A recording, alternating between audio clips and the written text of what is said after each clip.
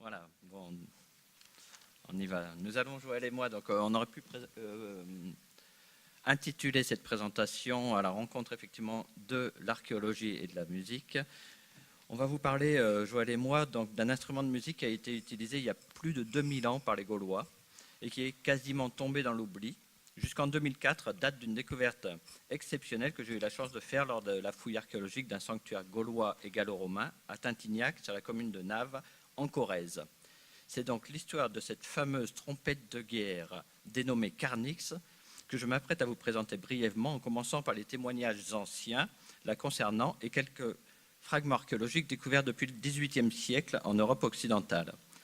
Je développerai ensuite la découverte de Tintignac en vous présentant les 3 types de Carnyx distincts mis au jour et les études qui ont été réalisées à partir des éléments archéologiques. Parmi ces études, l'une nous est apparue assez tôt essentielle et consistait à répondre à la question « Quel était le son du Carnyx ?» Et c'est Joël Gilbert, acousticien à l'Université du Mans, qui se chargera de vous faire part des résultats de ces tests et analyses. Mais commençons tout de suite par une autre question. Que savait-on jusque-là des Carnyx? En espérant que ça marche. Donc, on avait simplement 2 textes d'historiens grecs qui mentionnaient les trompettes des Gaulois, mais sans les décrire morphologiquement. Polybe, au IIe siècle avant notre ère, dit « Les Romains étaient frappés par l'arrangement et les bruits confus de l'armée des Celtes. Innombrable y était la foule des sonneurs de cors et de trompettes. Et en même temps, toute l'armée entonnant son chant de guerre, il en résultait une si grande, une si formidable clameur que, non seulement les trompettes et les troupes, mais encore les lieux voisins, résonnant de concert, semblaient eux-mêmes pousser des cris. » Ou un siècle plus tard, Diodore de Sicile, en parlant des Celtes toujours, ils ont des trompettes d'une nature particulière et bien faite pour des barbares. Ils soufflent dans ces trompettes et en font sortir un son rude qui convient bien au tumulte de la guerre. Donc c'est comme ça, et grâce à ces textes, qu'on sait qu'une partie des instruments utilisés par les Gaulois étaient des trompettes de guerre, celles qu'on appelle les Carnyx. On les connaît par plusieurs représentations, peu nombreuses, et la plus intéressante est celle-ci, qui est représentée sur un chaudron retrouvé à Gundestrup au Danemark, dans une tourbière, constituée de plusieurs tôles d'argent martelées. Et sur une de ces tôles, on aperçoit une représentation dans la partie... Oui, si on voit ma souris. Dans cette image-là, on aperçoit donc 3 personnages à l'arrière d'une espèce de procession qui tiennent donc des trompettes affublées en partie sommitale, donc d'une tête d'animal, une tête de sanglier, on peut douter de loup, voilà. C'est la seule représentation donc de ces instruments en usage, en cours de jeu. Je clique ici. Non, ici. Voilà. On a également pas mal de représentations de Carnyx sur des monnaies, en particulier celle-ci qui est une monnaie grecque, une monnaie étolienne, où on voit une femme symbolisant et personnalisant l'Étolie, donc une région de Grèce, de la Grèce antique, assise sur un amas d'armes, et sous cet amas d'armes se trouve une trompette. C'est la plus vieille représentation de Carnyx connue, vu que cette monnaie commémore le sac de Delphes par les Gaulois en 278 avant Jésus-Christ.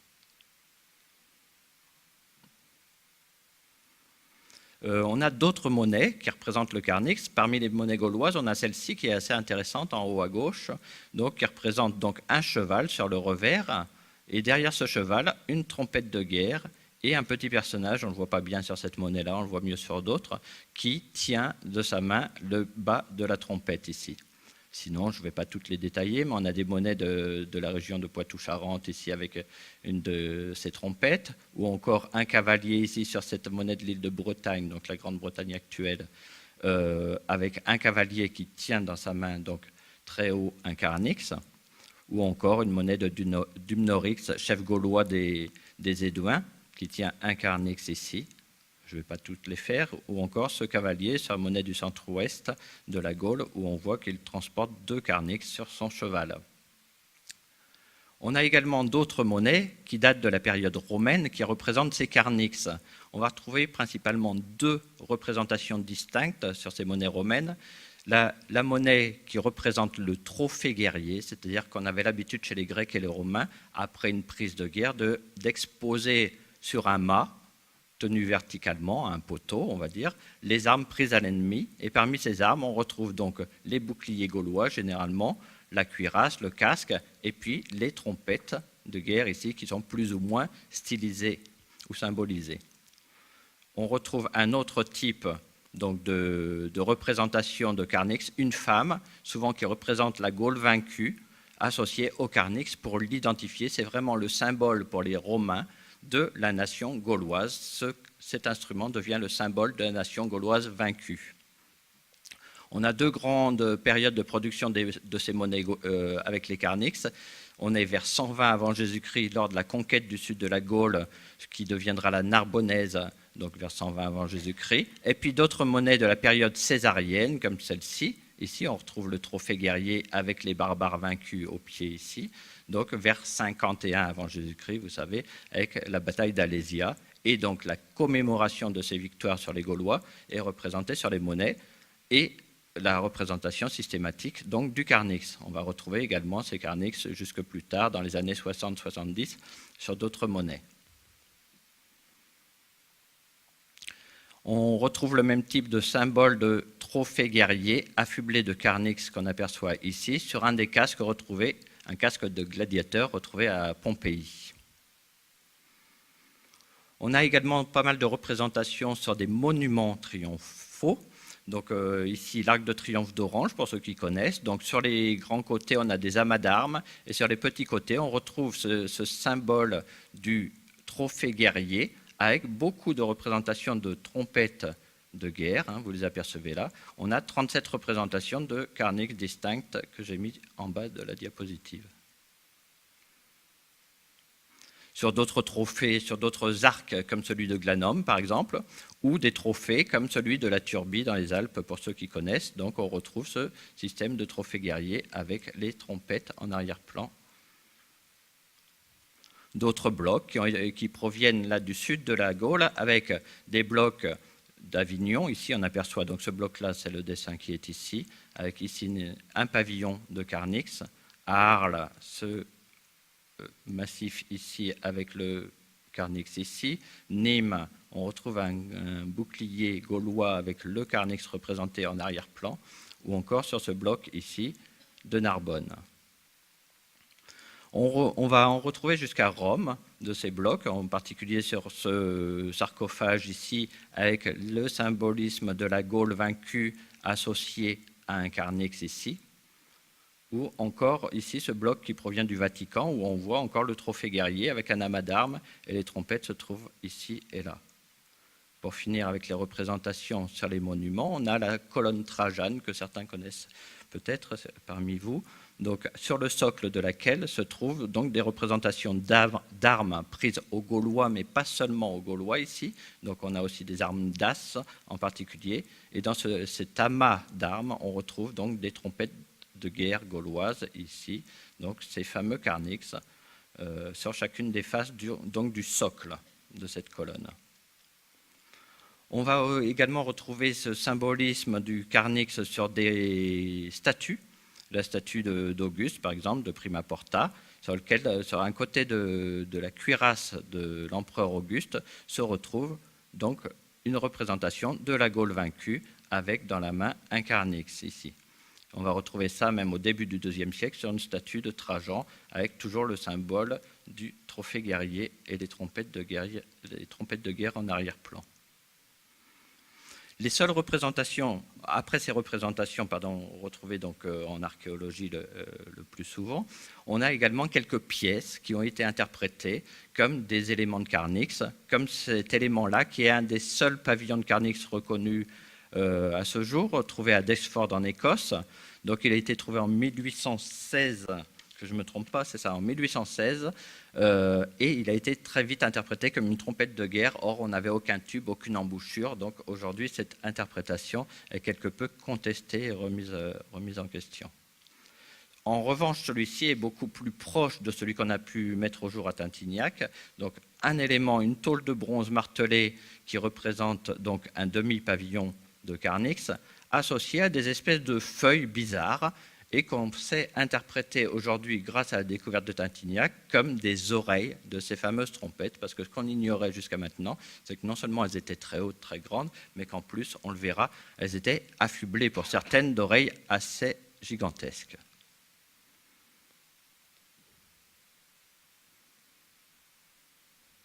Voilà, j'ai passé un peu vite. Voilà. D'autres éléments retrouvés donc en Europe occidentale, en particulier un bout de tube ici trouvé à Kappel-Dürnau en Allemagne, ou encore un autre élément, un grand tube, peut-être l'élément le plus grand dehors de ce Tintignac, retrouvé dans la rivière Witham en Angleterre. Malheureusement, cet instrument a été complètement détruit par son propriétaire lors des analyses qu'il a voulu pratiquer dessus. Donc on sait que la découverte a été faite au XVIIIe siècle, mais il n'en reste rien aujourd'hui de cette pièce. Et puis, on a d'autres feuilles, je vous ai présenté quelques feuilles tout à l'heure, donc ces fameuses oreilles de trompette qui ont été retrouvées à l'Athènes en 1913, site prestigieux pour les archéologues, ou encore en Allemagne ici, ou encore dans les Alpes au nord de l'Italie, à San Zeno, où l'une de ces feuilles était associée là aussi à des tubes et à une embouchure, donc ce qui mettait bien en concordance les deux éléments. Et puis c'est en 2004 donc, que les choses vont changer, l'histoire va évoluer pour cette fameuse trompette de guerre. Donc on est donc en Corrèze, à Naves, et on est sur un grand sanctuaire que j'ai commencé à fouiller en 2001, grand sanctuaire gallo-romain, et ce sanctuaire s'est implanté petit à petit, enfin progressivement, sur un sanctuaire antérieur de la période gauloise, voilà, qu'on a retrouvé donc sous le temple gallo-romain. Ce sanctuaire gaulois se représentait sous la forme d'une palissade qui cernait une zone, une plateforme carrée quasiment, avec un bâtiment de bois reconstruit plusieurs fois. Et c'est dans l'angle nord-est de ce sanctuaire gaulois qu'on a retrouvé, donc dans cette zone-là, qu'on a retrouvé une petite fosse de 1,10 m de côté sur 30 cm de profondeur qui recelait pas moins de 500 fragments d'objets, à peu près 500 fragments d'objets en fer et en bronze, parmi lesquels de nombreuses armes. Bon, je ne vous fais pas tout l'inventaire ici. Des éléments d'animaux en tôle de bronze martelé, 10 casques, des choses assez extraordinaires. Et puis, sur le fond de la fosse, de nombreux fragments de carnix, parmi lesquels 7 pavillons de carnix. C'était la première fois, je vous ai montré quasiment tous les éléments archéologiques qu'on a trouvés en Europe occidentale. Et donc, dans cette fosse, on a 7 pavillons, 4 tôles aussi qui représentent des oreilles, 6 morceaux de crête, un boutoir de sanglier, ce n'est pas le groin, on parle de boutoir pour le sanglier, des tubes, des anneaux qui constituent ces tubes donc, de carnix. On va les voir un peu mieux maintenant. Donc voici donc une représentation donc, de ces carnix sur le fond de la fosse. Il en reste 5 ici, ils sont en tôle de bronze martelé, mais il faut bien que je vous précise aujourd'hui qu'on a 3 types différents donc, dans le dépôt de Tintignac. Le type 1, est constitué de carnix dotés de pavillons moulés. Le bronze n'est pas martelé, ce n'est pas de la feuille de bronze martelée, mais bien des pièces moulées, qui étaient affublées de petites oreilles, ceci, et donc qui sont assez réalistes. On reconnaît bien ici le sanglier, avec donc les incisives, les grès, les incisives. Donc on a 2 modèles, 2 exemplaires de ce type, celui-ci où il manquait donc le boutoir, le groin, et un autre modèle, voilà, vous voyez qu'il ressemble vraiment au précédent, celui-ci conserve son groin, mais il lui manque la partie inférieure avec les défenses. Le second type est constitué, quant à lui, de tôles de bronze assemblées entre elles et brasées, on ne parle pas de soudure, mais de brasure à l'étain. Donc là, les sangliers, c'est encore des têtes de sangliers, mais sont beaucoup plus stylisées. Donc là, on a 4 exemplaires. Voici le premier. Voici le second, et c'est celui qui nous a permis d'identifier que les oreilles, les feuilles dont je vous ai parlé, sont vraiment les oreilles de ces trompes, ce qu'on ignorait jusqu'à maintenant. Le carnix numéro 5, donc du même modèle, mais plus abîmé. Et le carnix donc, numéro 6, qui était le plus complet. Il était brisé. Alors, il faut savoir que tous ces éléments ont été déposés dans la fosse, mais ont été brisés volontairement par les Gaulois, cassés en morceaux pour ne pas pouvoir resservir.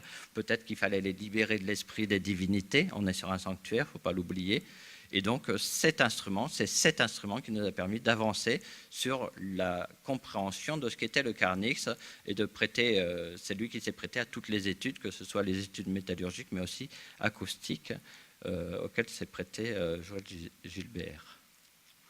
Et puis on a un troisième type de Carnix, différent des deux précédents, donc constitué lui aussi de tôle de bronze martelée, mais assemblé par rivetage.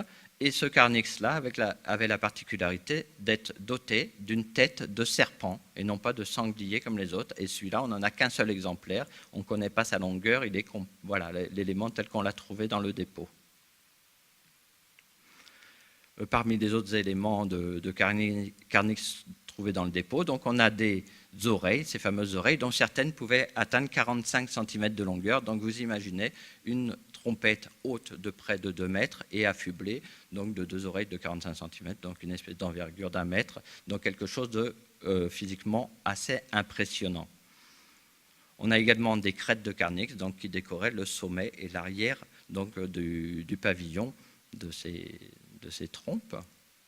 Et puis de nombreux tubes, pas assez, on sait que tout n'a pas été déposé dans le dépôt. On a probablement des tubes qui ont été récupérés, qui ont été mis à d'autres endroits, on ignore où. Voilà, on a des tubes donc, en tôle de bronze martelée, là encore, assemblés par des petits anneaux pour eux moulés. Et puis on a d'autres tubes qui sont littéralement moulés, comme ici, qu'on aurait tendance à vouloir assembler et associer surtout au pavillon moulé.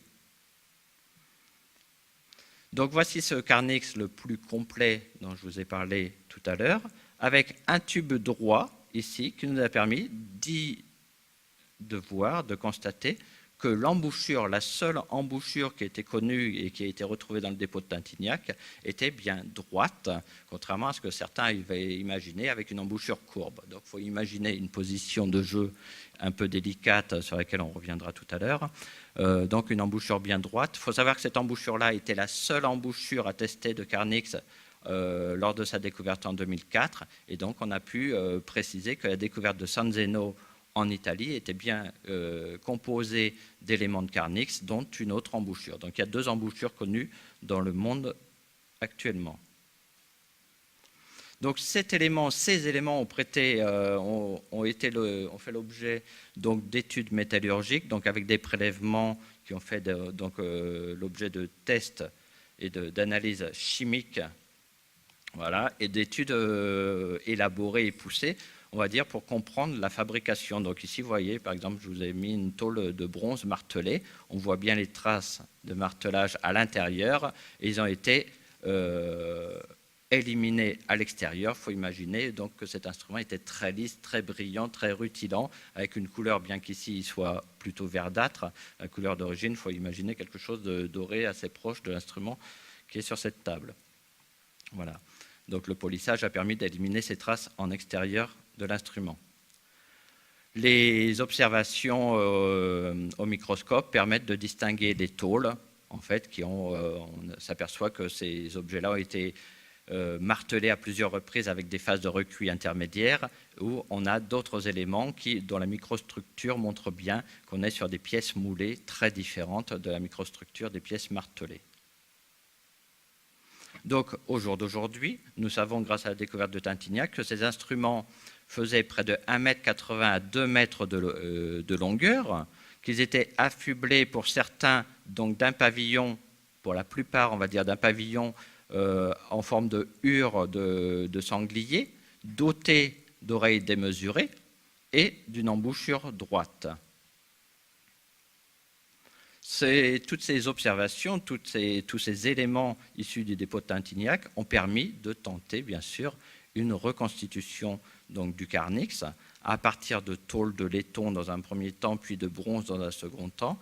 Donc nous avons fait appel pour ça à Jean Boisseret d'Inandier-Corrézien, donc à Cublac, qui à partir de tôles de bronze ou de laiton a remartelé et refabriqué un instrument vraiment copie conforme de l'original avec toutes les dimensions qu'on a pu lui communiquer à partir de nos observations minutieuses. Voilà, donc il a fabriqué aussi bien, vous le voyez ici, les tôles martelées que les pièces moulées à partir d'éléments selon la technique de la cire perdue. Donc ici, l'embouchure toute neuve qu'il a adaptée à son instrument. Et voici donc la très belle pièce que Jean Boisserie a pu reproduire, parce que vous imaginez bien que dans l'instrument archéologique, on n'a pas pu souffler, vu le nombre de trous. Donc il était temps d'en faire un nouveau. On l'a affublé d'oreilles identiques au Carnix original, donc pour avoir une pièce qui est vraiment une œuvre d'art. C'est à partir de là qu'on s'est posé la question, bien sûr, de savoir quel est le son que pouvait produire cet instrument. Et là, je laisse donc la parole à Joël. Merci Christophe. Donc je vais d'abord vérifier si le pointeur fonctionne. Non, donc je vais te demander, si tu veux bien, je vais te demander de passer les niveaux. Ouais, ouais. Merci. Donc bonjour à toutes et à tous. Donc effectivement, j'ai eu la chance de pouvoir travailler sur la copie du Carnix de Tintignac, prêté aimablement par Christophe et son équipe. Donc ici, je vais vous présenter assez rapidement un autre regard de cet objet, un regard d'acousticien, qui évidemment va utiliser les techniques expérimentales, j'allais dire, actuelles, et les modèles, éventuellement les modèles mathématiques connus à ce jour. Donc évidemment, il va les appliquer sur ce type d'instrument, comme il les applique sur les instruments modernes, que peuvent être le trombone à coulisses. Alors évidemment, un des risques de ce type d'études, c'est l'anachronisme. Donc pour ça, la collaboration interdisciplinaire avec l'archéologue qu'est Christophe permet des fois éventuellement d'éviter ce risque.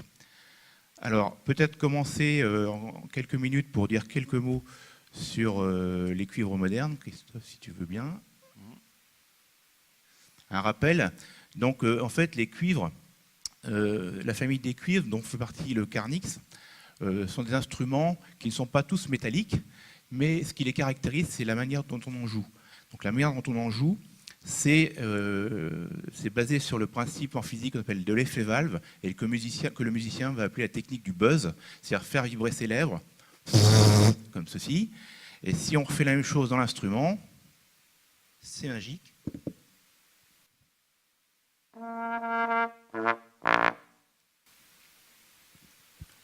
Ça fonctionne.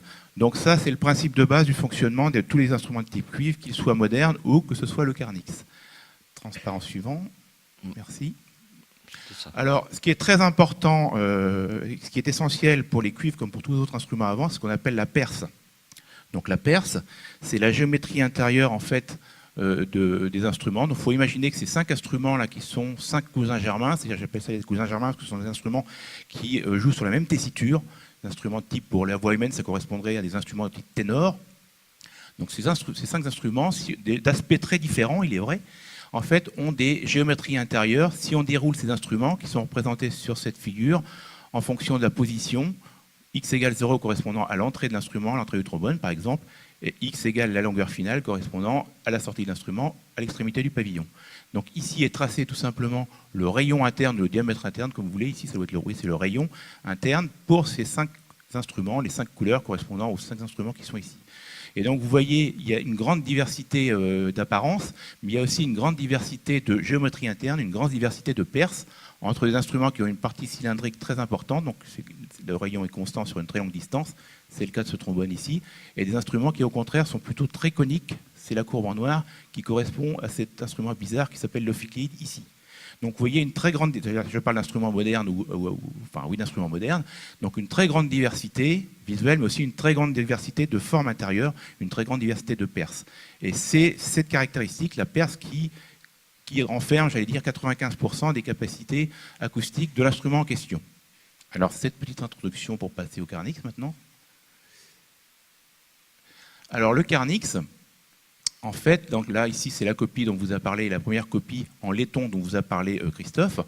En fait, c'est un cuivre naturel en ce sens qu'il n'a pas de piston, évidemment, il n'a pas de coulisses, et il peut faire qu'une série de notes que je pourrais illustrer au trombone en jouant le trombone en première position.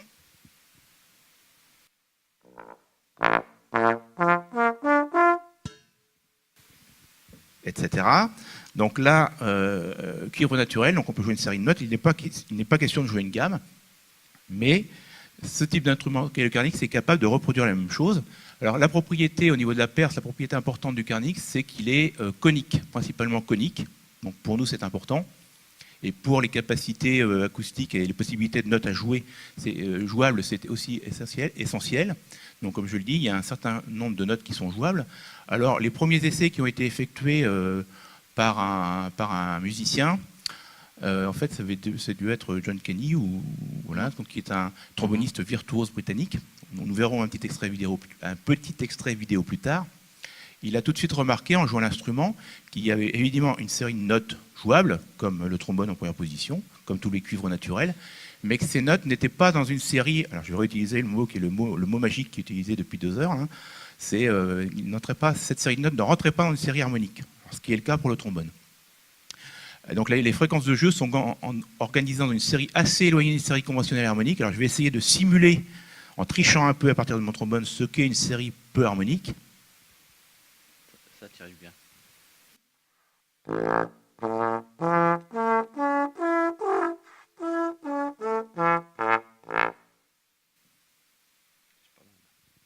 Donc, en fait, cette série est assez proche de la série harmonique, mais elle n'est pas dans la série harmonique en question, comme pour le trombone.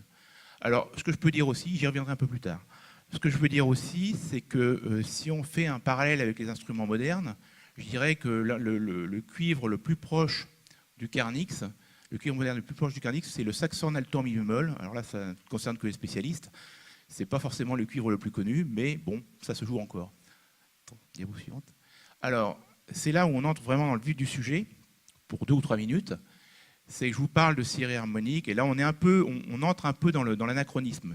Mais en fait, ce qu'il faut savoir, c'est que lorsque ce qu'on appelle les fréquences de résonance, c'est-à-dire que les fréquences pour lesquelles l'instrument fonctionne le mieux, lorsque les fréquences de résonance ne sont pas dans une série harmonique, c'est-à-dire ne sont pas multiples les unes des autres, eh bien en fait, quelque chose de très important, c'est que l'instrument est difficile à jouer. Donc ça, vous êtes obligé de me croire, parce qu'à l'écoute, vous ne vous rendez pas compte si c'est difficile à jouer ou pas. Mais dans cette configuration, dans la configuration de la première copie du Carnix, en fait, l'instrument est assez difficile à jouer, ce qui a été reconnu par le musicien qui l'a testé. Alors, tout est relatif, c'est-à-dire après, avec un peu d'entraînement, etc., on arrive à faire de belles choses, mais la géométrie du Carnix est telle que les fréquences de résonance ne sont pas dans une série harmonique et donc sont caractéristiques d'un instrument difficile à jouer. Or, les Gaulois ont travaillé, alors là je m'avance un peu, mais ont travaillé l'instrument, ont fait évoluer l'instrument, ont quelque part optimisé sans doute l'instrument sur une période de plusieurs centaines d'années. Donc on peut imaginer que, c'est pas anachronique de dire que ils ont cherché à optimiser l'aspect, mais aussi à optimiser le jeu de l'instrument. Et donc c'est là que l'étude acoustique prend tout son sens. Donc c'est là qu'on a utilisé les moyens modernes de mesure sur la copie, de mesures acoustiques sur la copie. Ce sont des mesures type, c'est du jargon, mais mesures type impédance d'entrée, dans lequel on extrait les fameuses fréquences de résonance caractéristiques de l'instrument qui renseignent sur l'harmonicité ou pas des notes jouables. Et pour évaluer de l'harmonicité de ces fréquences de résonance, on a un mode de représentation que vous allez être obligé d'accepter. Je ne vais pas trop le détailler, ce n'est pas le plus intéressant, mais un mode de représentation qui, à partir de cette quantité un peu bizarre, là, on peut, à l'œil, très rapidement, évaluer de l'harmonicité des fréquences de résonance. Voilà, ce mode de représentation, c'est celui-ci. Donc, en ordonnée, vous avez le numéro de la résonance, la première, la deuxième, la troisième, la quatrième, la cinquième, la sixième, etc., etc.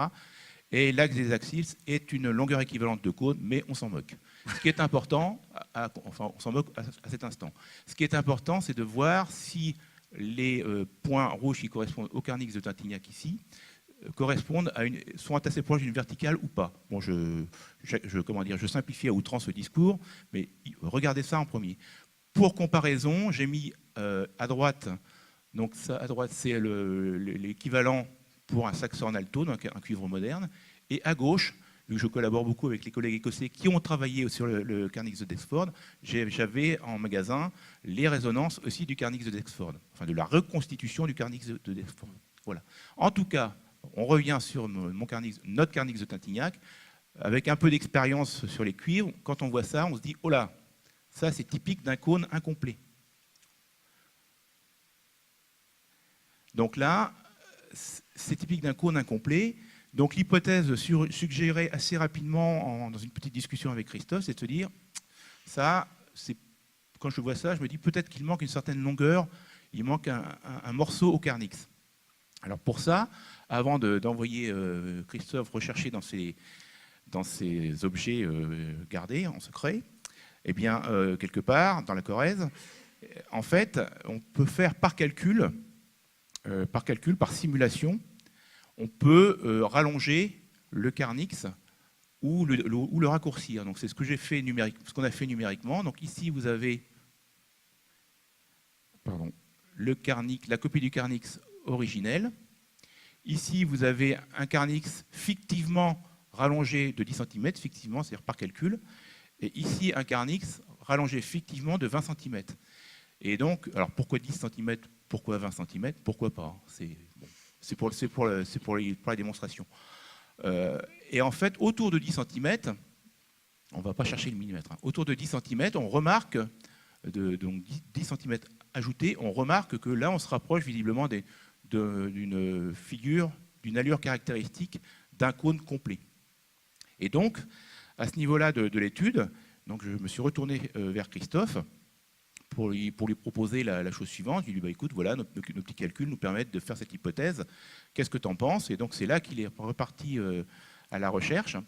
Et c'est là que l'histoire est belle, en tout cas, c'est comme ça que je la présente. C'est que dans la réserve, Christophe a trouvé un tube d'une longueur de 11 cm dans les objets de la fouille de Tatignac qui était compatible avec le carnix reconstitué pratiquement entièrement. Donc à notre grande surprise, l'étude acoustique a servi à quelque chose. Au début, on n'imaginait pas ça. Et alors, l'étape suivante, qui est l'étape finale, c'est que, évidemment, les simulations, les prévisions, c'est bien, mais la vérification expérimentale, c'est encore mieux. Donc, l'idée a été de faire une deuxième copie. Alors, déjà, cette deuxième copie a été faite en bronze pour se rapprocher de l'objet original qui était en bronze, alors que la première copie est en laiton, qui est le matériau utilisé, plus facile à travailler, j'allais dire, et qui est le matériau correspondant au cuivre moderne. Mais le plus important, c'est que la deuxième copie est donc rallongée de 10 cm. Et donc cette copie a été remesurée avec les mêmes moyens que nous avons utilisés pour la première, mesurée en Écosse, parce que c'est un travail collaboratif. Et là, j'allais dire sans surprise, enfin, c'est facile à dire après coup, mais sans surprise, la mesure a montré que sur la seconde copie, qu'on vérifiait bien les calculs que l'on avait fait avant. Et donc on a un instrument qui est plus facile à jouer, ça a été reconnu comme plus facile à jouer par toujours le même tromboniste en question. Et donc, quelque part, ça nous a conforté dans l'hypothèse que nous avons évoquée au départ.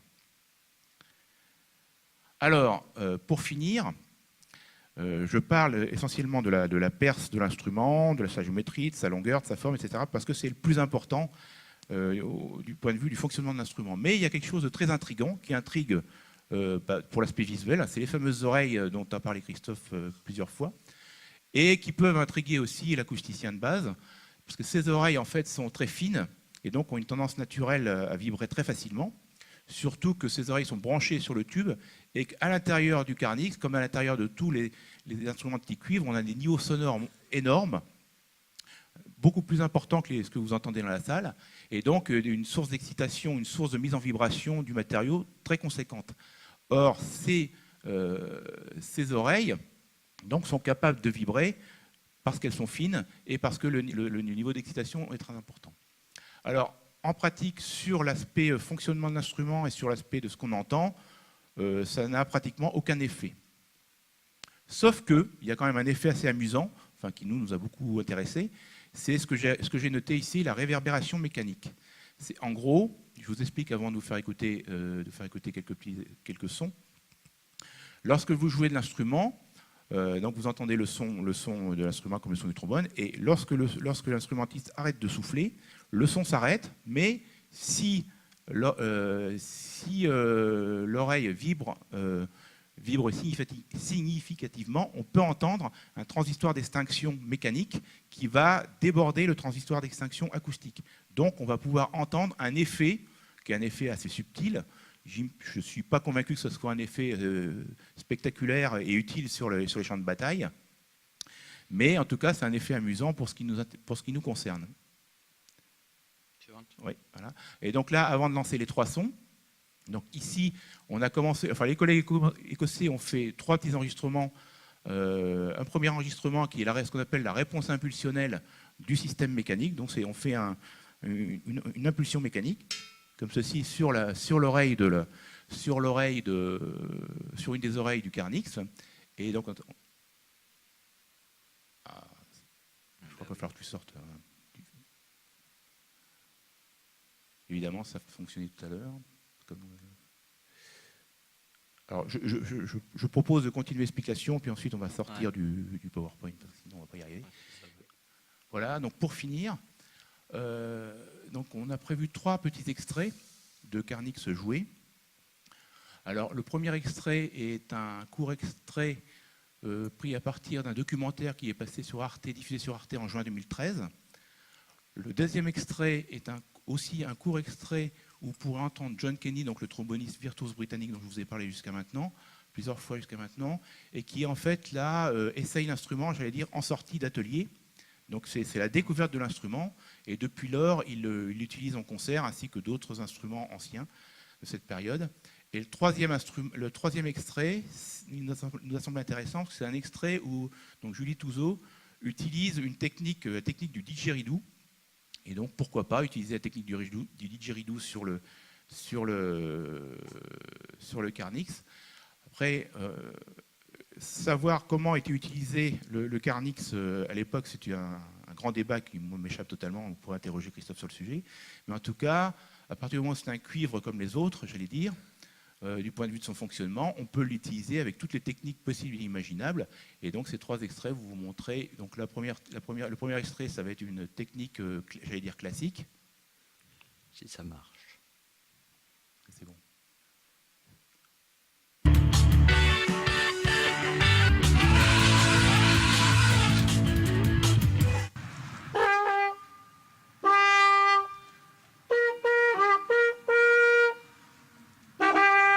Je peux m'en rendre compte, le son du Carnix est très puissant. Grâce à lui, les guerriers devaient faire monter la pression sur le champ de bataille. Imaginez le vacarme quand les troupes gauloises en faisaient sonner plusieurs en même temps.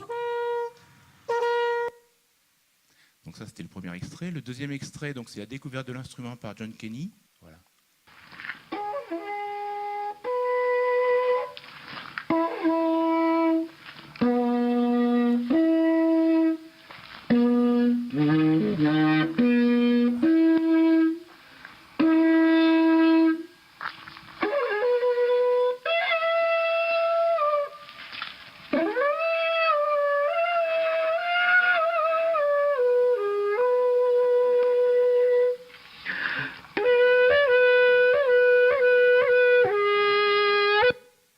Depuis, évidemment, il a beaucoup travaillé l'instrument, il s'est familiarisé avec l'instrument, donc il a eu tout un apprentissage qui lui a permis d'utiliser toutes les techniques d'avant-garde qu'il maîtrise sur le keyboard, sur le Carnix. Et donc la troisième séquence, c'est l'utilisation du Carnix en mode didgeridoo. Alors, je la remets celle-ci, parce que c'est vrai que c'est assez court comme séquence, mais c'était la première fois qu'on avait, non pas un musicien, enfin, c'est une musicienne, mais qu'on avait un bruit qui était sorti de cette trompette et qui évoquait éventuellement le bruit d'un animal sauvage et qui pourrait, à la limite, être rapproché des écrits de Polybe Dieu de Sicile, quand il dit que ça fait du bruit, que ça impressionne, non seulement par l'allure, mais par le son, et que ça fait vibrer les sols alentours, carrément. Et c'était un instrument qui participait au tumultus gallicus, c'est-à-dire à l'assaut guerrier, et vraiment destiné à impressionner l'adversaire. Et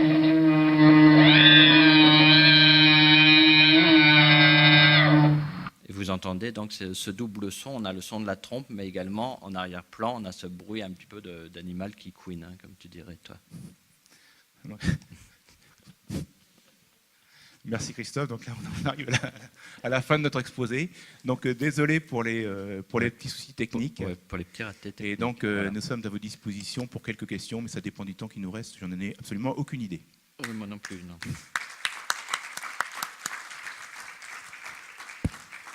On va bien sûr prendre quelques questions, quitte à dépasser de 5 minutes le planning prévu, mais eh bien donc à vous de jouer dans la salle.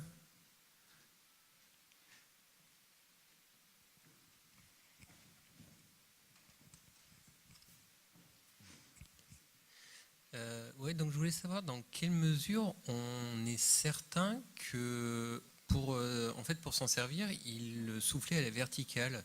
Parce que ça a l'air d'être quand même plus facile de jouer le posant par terre, quoi, et en soufflant vers le bas. Alors, c'est vrai que c'est des questions qu'on s'est posées. On a essayé l'instrument dans toutes les positions possibles et imaginables. Alors, c'est vrai que le fait qu'il ait une crête rend difficile de le poser au sol, un peu comme un corps des Alpes, on va dire. Après, horizontalement, c'est pas possible vu la longueur, ou alors il faut être deux, hein, pour soutenir, comme on a vu dans les extraits ici. Et sinon, en position seule, la position optimale et la plus facile, même si elle reste pas très facile pour des musiciens actuels, on va dire, c'est de le tenir en position verticale au-dessus de la bouche, en équilibre. En fait, ça ne fait pas un très gros effort, vu que c'est une question d'équilibre. Après, il faut savoir souffler dedans, et à mon avis, ça demande effectivement un entraînement. Et c'est vrai que les musiciens ne sont pas forcément d'accord, même certains qui ont refait des carnix, certaines troupes de reconstitution historique qui ont refait des carnix, veulent absolument faire une embouchure courbe pour se dire c'est plus facile, et on garde cette position verticale comme elle est symbolisée et matérialisée sur le chaudron de Gundestrup que je vous ai montré au tout départ. Donc voilà, c'est quand même la position verticale qui est privilégiée pour l'instant. On a d'autres instruments qui existent, par exemple en Ouzbékistan, une grande trompe qui s'appelle le karnaï, bizarrement un nom assez proche, et dont on joue aussi à plusieurs et en position verticale.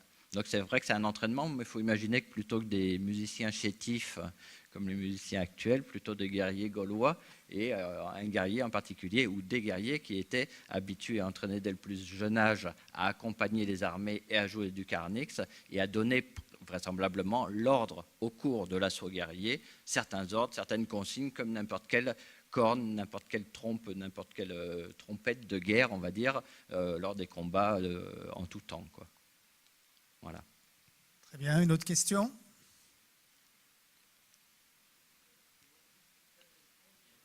Alors, c'est également une bonne question. Nous, nos reproductions, nos reconstitutions pèsent quasiment 3 kg pour la première, mais en allégeant un peu, on arrive à 2 kg. Hein. La pièce originale, si on pèse toutes les pièces du carnix le plus complet, on arrive à 2 kg. Donc c'est quelque chose qui est raisonnable. Bien sûr, on ne va pas faire un concert de 2 heures comme John Kenny, le musicien écossais, essaye de faire des concerts avec. Il n'est pas du tout sûr que le son que ce que les Gaulois voulaient en tirer, c'était des concerts de 2 heures, mais plutôt des sons brefs et puissants, quoi. Très bien. Voilà. Y a-t-il une dernière question ou bien peut-on conclure ? Oui.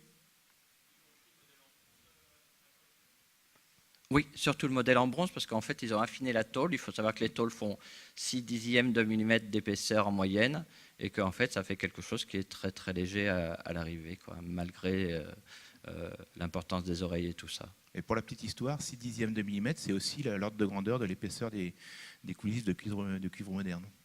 Donc voilà, ouais. Donc, mais ils étaient C'est arrivés, hasard. il faut savoir que les Gaulois, au niveau du travail du bois comme du métal, étaient vraiment des experts en la matière, et que justement aujourd'hui on a du mal à retrouver les artisans capables de reproduire des pièces aussi fines et aussi évoluées, on va dire, en tout cas de façon artisanale.